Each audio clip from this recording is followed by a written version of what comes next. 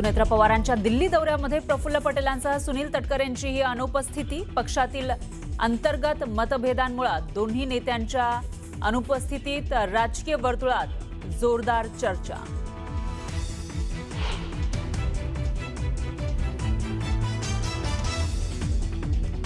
राष्ट्रवादीमधल्या कथित अंतर्गत वादावर सुनेत्रा पवारांचं मौन। निवडणूक आयोगाकडे पाठवलेल्या पत्राबाबत बोलणं टाळ।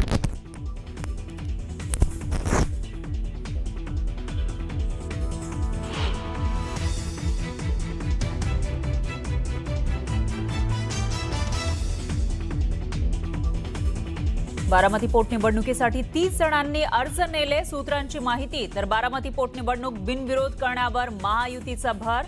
निवडणूक बिनविरोध होणार का? चर्चांना उधाण।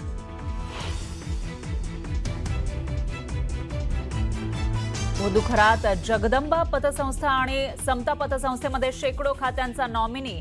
100 कोटींपेक्षा जास्त रुपयांचे खरातनं स्वतःच व्यवहार केल्याची माहिती। तर रुपाली चाकणकरांच्या बहिणीच्या नावानंही खातं असल्यानं खळबळ। नाशिकमधील भोंदूखरातची पुन्हा पोलीस कोठडीत रवानगी। अशोक खरातला 8 एप्रिलपर्यंत पोलीस कोठडी। दुसऱ्या गुन्ह्यात 7 दिवसांची पोलीस कोठडी।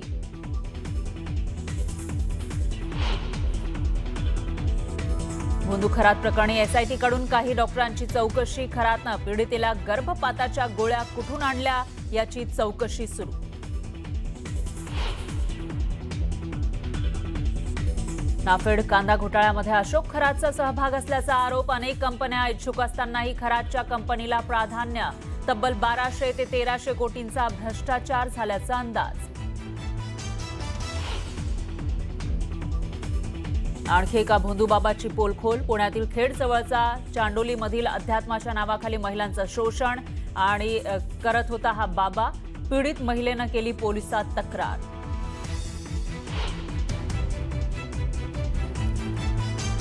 ऐरोलीमधील पालिका रुग्णालयामध्ये पूजा करतानाचा व्हिडिओ समोर। एनआयसीयू विभागामध्ये पूजा केल्यानं उडाली खळबळ। संबंधित प्रकारामुळे रुग्णालयातील सुरक्षेवर प्रश्नचिन्ह।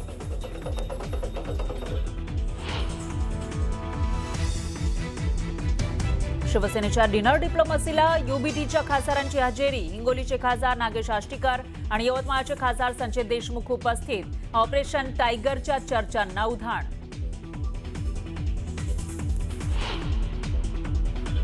आणि ठाणे मुंब्रा बायपासवरील गोळीबारात 3 जण गंभीर जखमी तर एकाचा मृत्यू झाल्याची माहिती। गोळीबाराचं कारण अस्पष्ट। पोलिसांकडून अधिक तपास। आता खरंच संदर्भात आपण बोलूया, कारण खरंच संदर्भात आता नवनव्या गोष्टी रोज समोर येत आहेत। आजच्या त्याच्या पोलीस कोठडीविषयी काय अपडेट आहे बघा। 8 एप्रिलपर्यंत या खरातला पोलीस कोठडी सुनावण्यात आलेली आहे। भोंदूखरातला दुसऱ्या एका गुन्ह्यामध्ये 7 दिवसांची कोठडी कोर्टानं सुनावली। खरातची पुन्हा एकदा पोलीस कोठडीत रवानगी करण्यात आलेली आहे। आरोपीच्या वकिलांनी पोलीस कोठडीला विरोध केलेला होता। महिलांच्या आरोपानंतर अधिक तपासाची गरज असल्याचं एसआयटीनं कोर्टात सांगितलं। कोर्टानं एसआयटीची ही मागणी मान्य केलेली आहे। आपण थेट बोलूया आमचे प्रतिनिधी लक्ष्मण घाटोळ यांच्याशी। लक्ष्मण, काय माहिती मिळते या पोलीस कोठडी संदर्भात? एसआयटीनं काय मांडलं आणि कशी पोलीस कोठडी पुन्हा याला मिळाली आहे? सुवर्ण, अशोक खरात प्रकरणामध्ये तब्बल 1 ते 1.5 तास हा सगळा युक्तिवाद जो आहे तो न्यायालयाच्या समोर सुरू होता। सुरुवातीला अशोक खरात याला व्हीसीद्वारे अर्थात व्हिडिओ कॉन्फरन्सिंगद्वारे त्या ठिकाणी न्यायालयाच्या समोर हजर करण्यात आलं। त्याला त्याचं नाव विचारण्यात आलं। त्यानंतर त्याचे जे वकील त्या ठिकाणी हजर होते त्यांच्या वकील पत्रावरती अशोक खरात याची सही नव्हती आणि त्यामुळे वकिलांनी त्याला व्हीसीद्वारे विचारलं की असे वकील, ही जी तुमची बाजू मांडताय हे तुम्हाला मान्य आहे का? तर त्यांनी ते मान्य केल्यानंतर जो युक्तिवाद जो आहे तो प्रत्यक्षामध्ये सुरुवात झाला। सुरुवातीला तपास अधिकाऱ्यांनी काही महत्त्वाचे मुद्दे या सगळ्या प्रकरणामध्ये मांडले की यापूर्वीचा जो गुन्हा होता अशोक खरातचा तो केवळ लैंगिक शोषणाशी संबंधित होता आणि त्याबाबतचा तपास होऊन त्या प्रकरणात त्याला 14 दिवसाची कोठडी मिळाली होती। मात्र आज आम्ही पुन्हा जी 7 दिवसांची पोलीस कोठडी मागतोय त्यातली महत्त्वाची कारणं त्यांनी सांगितली की ही फिर्याद जी आहे ती पूर्णपणे वेगळी आहे। या फिर्यादीमध्ये पीडित महिलेचा गर्भपात करण्यात आलेला आहे। तिला लग्नाचं आमिष दाखवण्यात आलेलं आहे आणि लग्नाचं आमिष दाखवून तिच्यावर वारंवार अतिप्रसंग झाला, तिचं लैंगिक शोषण झालं, त्यातून तिला गर्भधारणा झाली आणि त्यातून तिचा गर्भपात जो आहे तो केला गेला आणि हा गर्भपात करत असताना काही डॉक्टरांनी या भोंदू अशोक खरातला मदत केलेली आहे। गर्भपाताची जी काही औषधं मेडिसिन्स देण्यात आली ती ज्या मेडिकल स्टोअर्समधून घेण्यात आले त्याचा आम्हाला तपास करायचा आहे। ज्या डॉक्टरांनी त्याला मदत केली त्याचा आम्हाला तपास करायचा आहे। त्याचबरोबर याच पीडितेकडून काही डॉक्युमेंट्स जे आहेत ते अशोक खरातनी दमदाटी करून मागवले होते। पॅन कार्ड, आधार कार्ड, तिचे काही फोटो आणि तिच्या कुटुंबांचे फोटो त्यांनी मागवलेले होते। ते नेमके कशासाठी मागवलेले होते याचा तपास आम्हाला करायचा आहे आणि या सगळ्या पार्श्वभूमीवर या सगळ्या अनुषंगानं आम्हाला 7 दिवसांची पोलीस कोठडी मिळावी अशा प्रकारची मागणी तपास अधिकाऱ्यांनी न्यायालयाच्या समोर केली। त्याच स्वरूपाची मागणी जी आहे ती सरकारी वकिलांनी देखील न्यायालयाच्या समोर केली की या सगळ्या प्रकरणामध्ये अशोक खरात यांनी एका महिलेचं लैंगिक शोषणच केलेलं नाहीये तर तिचा गर्भपात देखील केलेला आहे आणि त्यामुळे हे सगळे प्रकरण जे आहेत ते अत्यंत गंभीर आहे आणि संवेदनशील आहे आणि त्यामुळे त्याला पोलीस कोठडी मिळावी अशी मागणी केली। मात्र त्यानंतर अशोक खरात याचे वकील यांनी आरोपीच्या वतीने त्या ठिकाणी युक्तिवाद केला आणि त्यांनी पुन्हा हेच सांगितलं की वारंवार एकच प्रकरण सांगितलं जातंय लैंगिक शोषणाचं।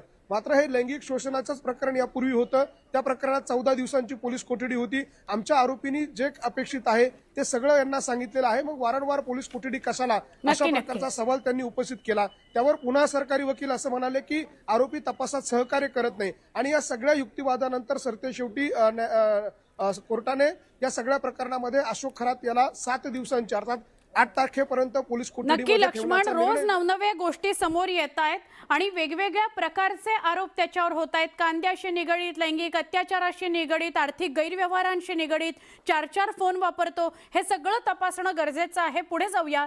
भोंदू अशोक खरातचा 4 वर्षांपूर्वीचा आणखी एक कारनामा समोर आलाय।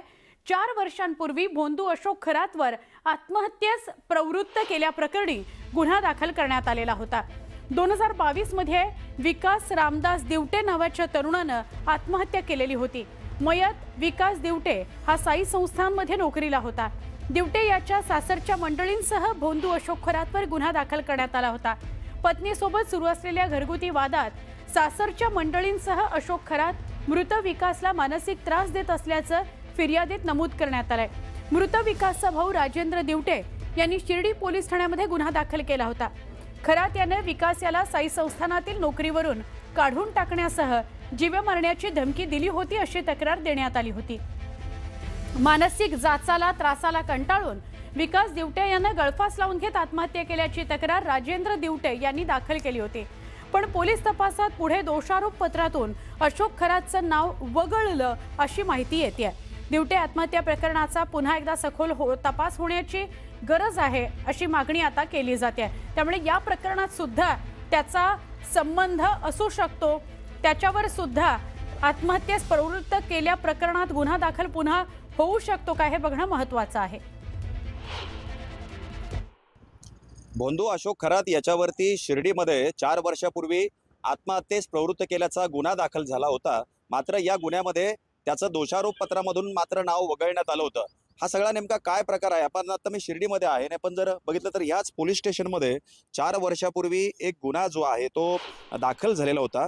विकास रामदास दिवटे या तरुणाने जो आत्महत्या केली होती हा साईबाबा संस्थांचा कर्मचारी आहे। त्याचा भाऊ जो आहे राजेंद्र दिवटे याने जी दाखल केलेली फिर्याद आहे त्यामध्ये नाशिक जिल्ह्यातील त्या विकास दिवटेची जी सासरकडची मंडळी आहे यांच्याबरोबरच अशोक खरात याच्यावरती देखील आत्महत्येस प्रवृत्त केल्याचा गुन्हा जो आहे तो दाखल झालेला होता। अशोक खरात याने वारंवार याला मानसिक त्रास दिला, जीवे मारण्याची धमकी दिली, कामावरून काढण्याची धमकी दिली। त्यामुळे कुठेतरी या मानसिक तणावातून त्याने जून 2022 मध्ये आत्महत्या केली होती। खरं तर याचा तपास त्यावेळी केला गेला। तत्कालीन जे तपासी अधिकारी असतील किंवा या शिर्डी पोलीस स्टेशनचे जे पोलीस निरीक्षक असतील यांनी मात्र नंतर दोषारोप पत्रामधून अशोक खरातचं नाव वगळलेलं आहे। त्यामुळं कुठेतरी राजकीय दबाव या सगळ्या लोकांवरती होता का, त्याचं नाव का वगळलं गेलं असा प्रश्न यामुळे निर्माण झालाय। या प्रकरणाची देखील सखोल चौकशी होण्याची गरज आहे आणि खरं तर त्याच वेळी जर याच्यावरती कारवाई झाली असती तर आणखी बरेच गुन्हे जे आहे ते देखील समोर आले असते। हरीश दिमोटे, न्यूज 18 मराठी, शिर्डी, अहिल्यानगर।